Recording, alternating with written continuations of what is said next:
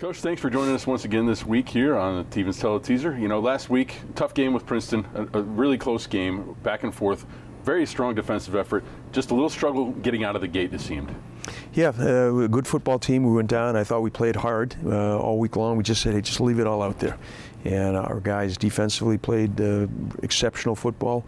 Offensively, we moved the football fairly consistently. We just didn't put enough points on the board. And some special teams gaffes cost field position and some points. But it was a collective effort. The guys felt badly about it, and it's just, again, just those little things, and we got to work our way through it. It seems like this year there's no one real dominant team, even though Princeton's 8-0, but their whole scheme seems to be predicated on getting turnovers, and your team did a great job of taking care of the ball. No, Kevin Daft and the offensive staff, really, it's a big focus with us, ball security, and we practice it, and it's paid dividends for us. We'd like to have a few more takeaways.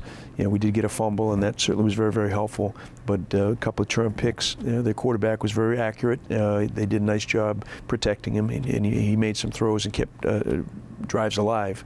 But again, the bend but don't break. You know, they drove the field, but they didn't score as much as they probably could have. Yeah, you had Joe Heffernan with career high 15 tackles. Seth Verilis more than doubled his career high with 11 tackles as well. On defense, you got good defensive efforts across the board. Big plays. Leonard St. Gordon with a big stop as well, and so it seemed like there was a lot of contributions there.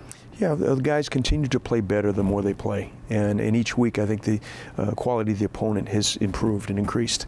And Princeton was the best football team that we've played to date across the board. And our guys, you know, they rose up and they played hard. Again, we need to find a way to finish games and make those critical plays. In the past, we've made them. This time around, not so much. Well, let's talk about that last drive there, going the length of the field with a rookie quarterback getting his first action. Jackson Proctor really showed some athleticism and creativity, it seemed, out there. Yeah, no, it's kind of unexpected. You know, Cadwallader gets dinged a little bit, and he was playing well for us, and all of a sudden, a young guy who's taken very few snaps, but he played and performed like he'd been there all season long. He studies incessantly. He's up in the office. He always really a student of the game, an accurate passer, and really showed some maneuverability with his feet. Kept a number of plays alive for us. Ad-libbed. He just kind of all of a sudden kind of shoots a ball off to a back, and that allowed us to go a lengthy drive and put up a score at the end. Perfectly thrown pass in the end zone. Paxton Scott, who's been really our top guy this year, went up, and the ball was where only he could catch it, even though there were double coverage in the area. So it was fun to see him, and he may earn a little bit more game time based on his performance.